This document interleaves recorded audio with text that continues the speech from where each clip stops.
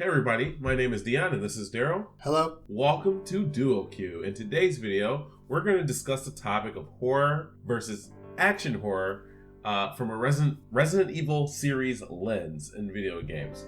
What's the balance? What's the best for gamers everywhere? Today, we're going to find out. Now that we're queued up and ready to go, let's get started. So first, let's talk about our experience with horror games. Daryl, why don't you give us your daunting experience? You say daunting because you see the large list of games I listed, but I'm not gonna... Yes, I am. I have played Silent Hill 1 through 4. I've played Fatal Frame 2. Okay, I've played Silent Hill, Fatal Frame, Dead Space. I've played most major horror games that you've seen in the media and whatnot, as well as some that are like on the outskirts a little bit, like Haunting Ground, and maybe The Medium counts and stuff like that. I love horror games in general, especially survival horror.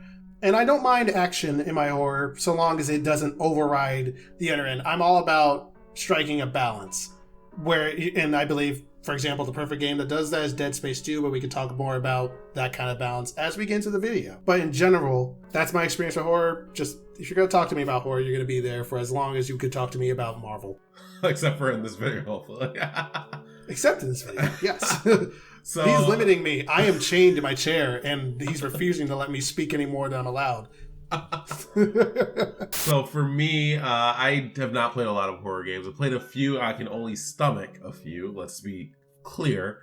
Resident Evil 7, you might have saw where I stand. Resident Evil 8 as well. Both great games. I really enjoyed them. One scarier than the other. I think 8 has more balance. Dead Space 2, which I think I agree with Daryl. I wasn't even into horror games. I only got into Dead Space 2 because, you know, there was some really good E3 videos, and it got me really into it. Because I'm a big sci-fi fan, so that was like all that. And you know, I was thinking Mass Effect. That is not what that is. It's a good game. I really liked it. I was scared, but I really enjoyed it because there's enough action. So I'm not a horror game fan at all. I hate standard horror games. I like games that are action horror, that have a little bit more action. They get a few more, we have horror aspects in the game. There's some scary parts, which I can live without, but, to get the action I want and get that suspense, I like those type of games. And Resident Evil seems to, follow that. Mostly Dead Space as well. So we're going to focus from a Resident Evil's perspective. We'll mention Dead Space 2 a little bit, because I think that one is a good balance. But first, let's talk Resident Evil 7. Daryl, you really got me in 7. I did not want to play this game because I heard it was scary. I think that's a lot of people. And the first hour was absolutely terrifying. There's no other word to say. It was so bad. Like, you had no guns. You felt helpless. You're running. You have a stalker enemy, an uncle. I can't remember his name right now. He just stopped. Are you talking about Jack? Yeah, Jack. I said uncle, but Jack. Daddy Jack? Daddy Jack. Yeah, that guy. Oh, God. I mean, it made it terrifying for me in the first hour, even the first 2 hours. I mean, it was scary, you know what I mean? And then the rest of the game gave you access to more, right? Slow movement, but you still had terrifying. The enemy design was pretty scary, I think. Really dark, shadowy type creatures, right? So that made it a little scary. You know, some of the goopy monsters too. You had a few stalkers, and then you had very little ammo. Yeah, the first hour of Resident Evil 4. Wow, that's not the same horror game in the slightest.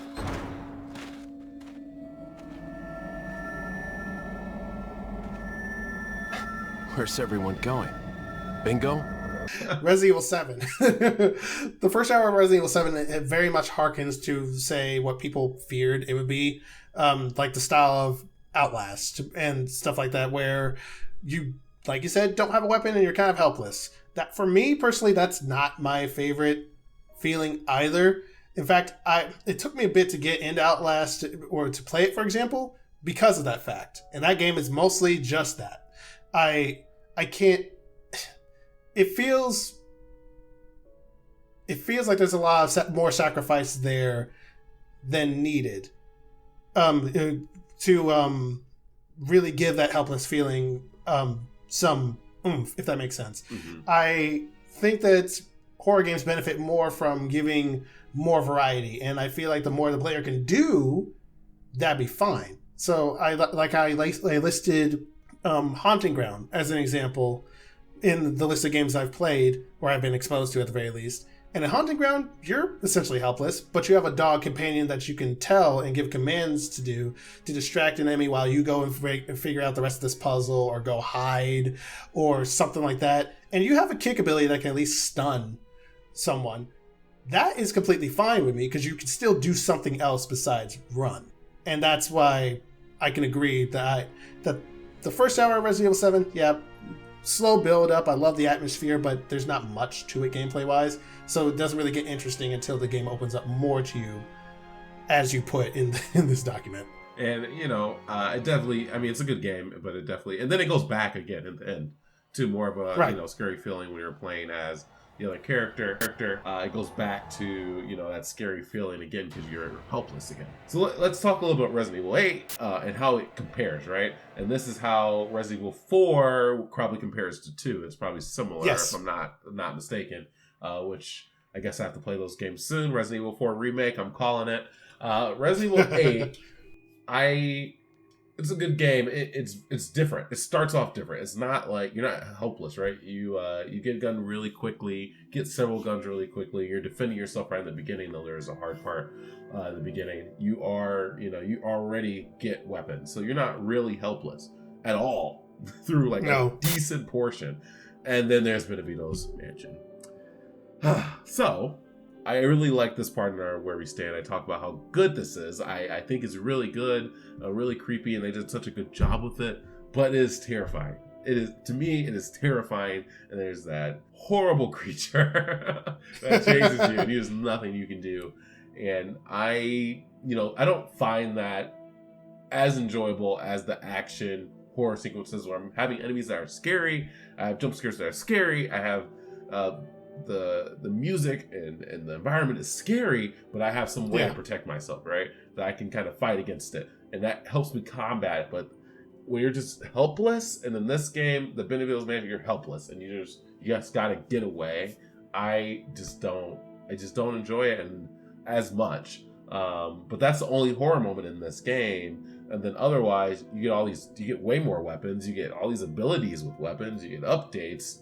You have more open world, so you have a lot more space to move and everything. But you do have a few tight corridors, but not as much. Benavides Mansion is definitely the most horrific part of Resident Evil 8, and that's why it stands out so much as the horror moment of Resident Evil 8. But unlike Resident Evil 7's first hour, or just the moments when you didn't have a weapon and whatnot, I was completely fine with it in Benavides Mansion, and that's mostly because they kept your mind busy and kept you on your toes while you were doing a bunch of puzzles and whatnot. Scared the whole time.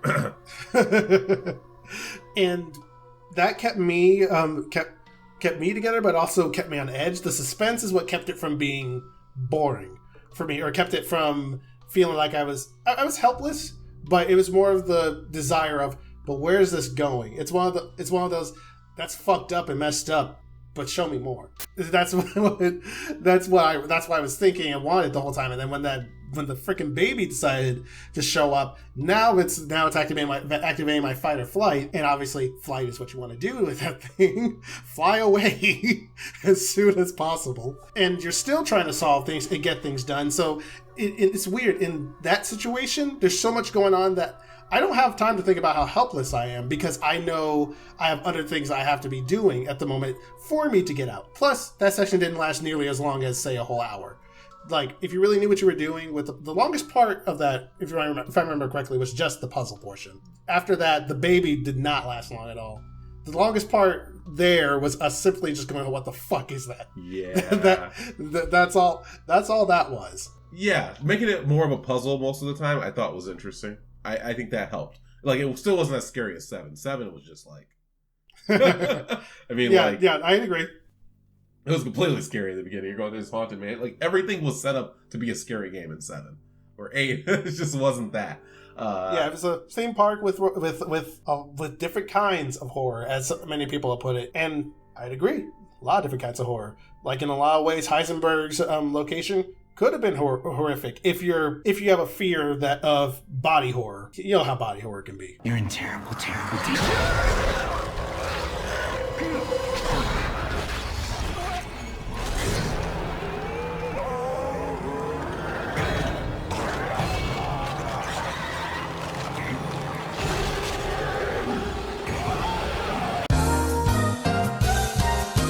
Yeah, not bad. So let's talk a little bit about the balance. Where should the balance be? And let's kind of give both sides of, how even I mostly am probably more with, I put gamers here, but people that are not horror game fans necessarily, right? They're people that play games, but, maybe horror games aren't their biggest thing. Remember, they play a few, don't play them all. So these guys, not everyone, there's a lot of reviews.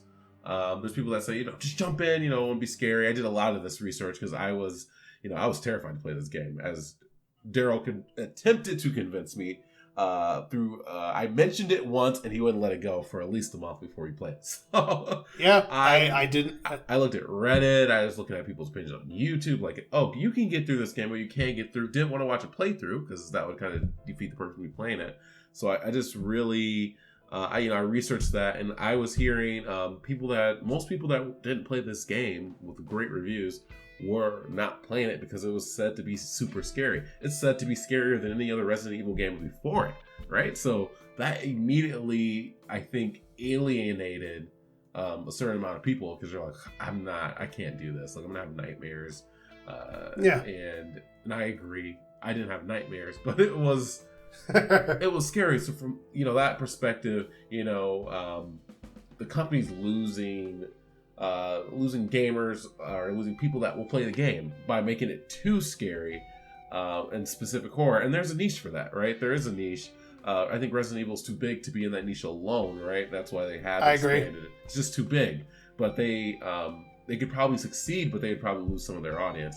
And I think that is an issue of, well, how do you balance? How do you get more horror? How about you tell us a little bit about how horror game fans feel about it? On the other hand, sure. On the other hand, horror game fans, we tend to like the creep factor or the horrific elements of various kinds of horror games and whatnot. Survival horror, action horror, and whatnot. So long as you have some sort of thriller or psychological horror nature to a horror game, we're typically, I'm saying we're like I'm speaking for the majority, but I'm mostly speaking for me here because we're a very varied variety. You'll find people who love to play Resident Evil because you have a gun and whatnot, but also get your scares. But then you'll have people who like to play Fatal Frame, where you have a camera and whatnot, but to fight the ghosts in that game, you have to look at them so you can take the picture. That's not an easy thing for people to do because you're literally saying, look at me, and to get the Fatal Frame, a moment where you can get the most damage, you have to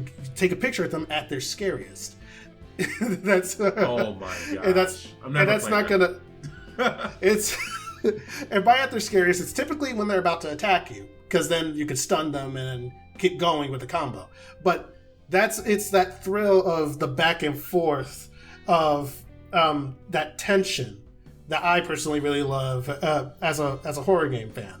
But admittedly, it's niche. It really depends on the game.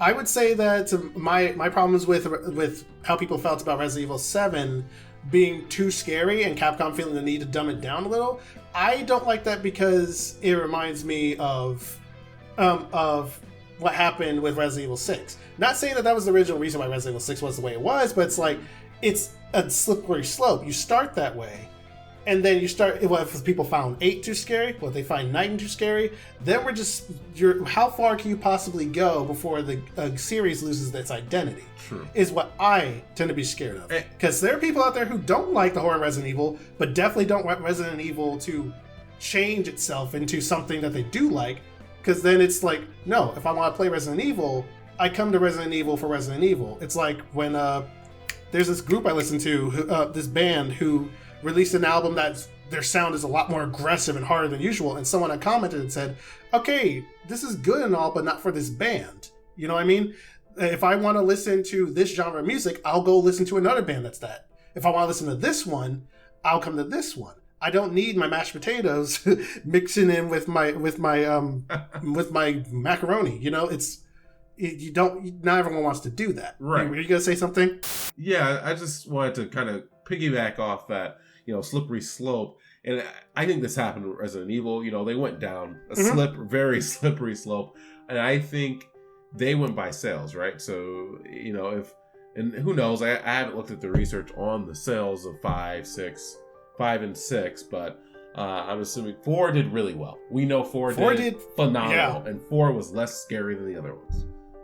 And more action focused, more action based than some other ones. A lot more management, and that's how 8 is, right? And that's where they had their most. That was like their most balance, where it was still Resident Evil, it was still scary, but it was a little more. It just appealed to more people at that level, and then it got more people to people started seeing it and they started playing it, so it just got bigger. And then they said, okay, fine, well, let's add co-op. Well, then you start losing the scariness of the game. I like the idea that there's co-op. Then you start losing some of that atmosphere, right? And then 6, you went all the way.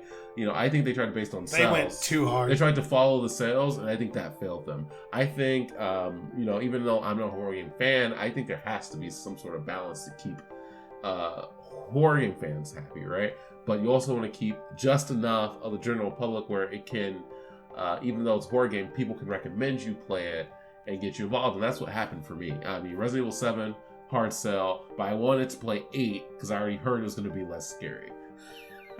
So that is what got me into saying, yes, let's play Resident Evil 7 so I can play 8 so I can have a full opinion. I wouldn't have played it if they did not state that 8 was going to be less scary.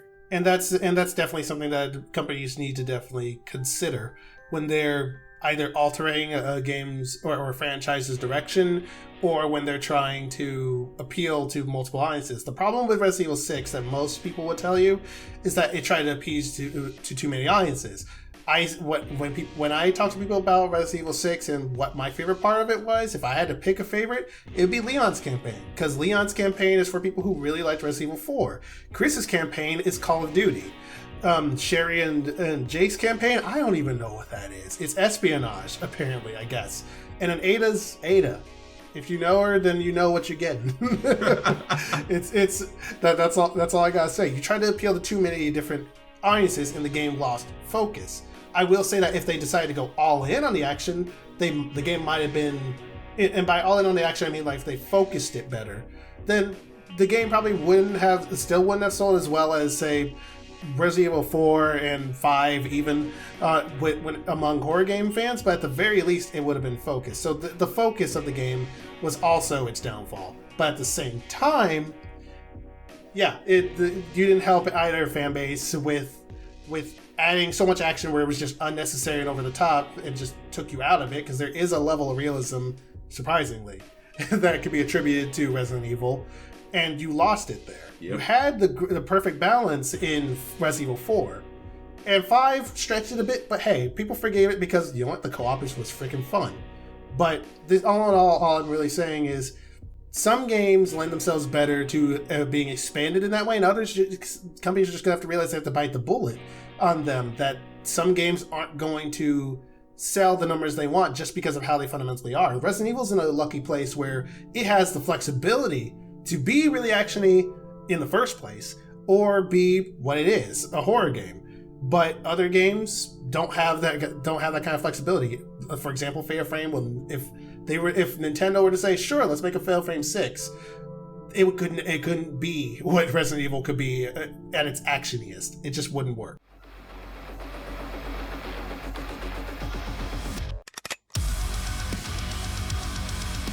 Yeah, it wouldn't fit the game. And it wouldn't fit the game. But that's why it was really interesting. Sorry to cut you off. It was really interesting what Capcom did or attempted to do for a time when they still have the series going. Apparently there's a third one coming. We'll see. There were leaks. But the Resident Evil Revelations games were meant to be the survival horror or horror side of Resident Evil alongside the main series when the main series shifted to action. So you had Resident Evil 5? Yeah. You had 5, which leaned more on the action, but Resident Evil Revelations leaned more on the horror. But then you had 6, which definitely leaned on the action, but Resident Evil 2, Revelations 2 leaned on horror. That formula, I would say if they played their cards right, would have worked better. But unfortunately, as you know, they slipped up a lot.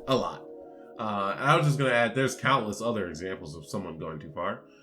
Dead Space 2. Fear 3. Yep, Fear 2, Fear 3. Dead Space 2, Dead Space 3, right? Like, they go 2 didn't more really action. go that far. Dead Space 2 more action. Dead Space 3, Dead Space 3 probably, there's other issues. But the fact is, they can keep the balance perfect in all of those games. And Dead Space 3 did add co-op as well.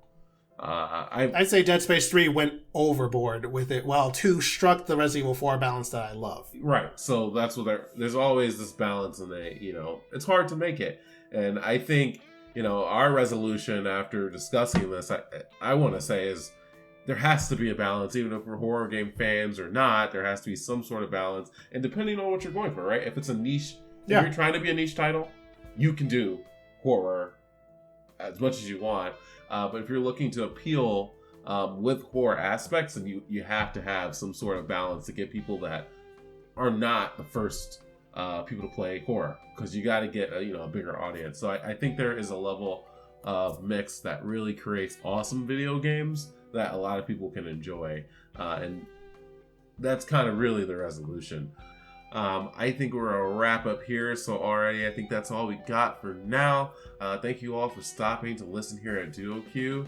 Please let us know in the comments how you guys feel about horror and how much they should be in the game, how balanced they should be, or should there be more of a focus on the action with some horror aspects. Don't forget to share and leave a like. Next time you're waiting for a party or searching for a lobby, feel free to tune in again while we wait. See ya! I'm not a pussy, I swear.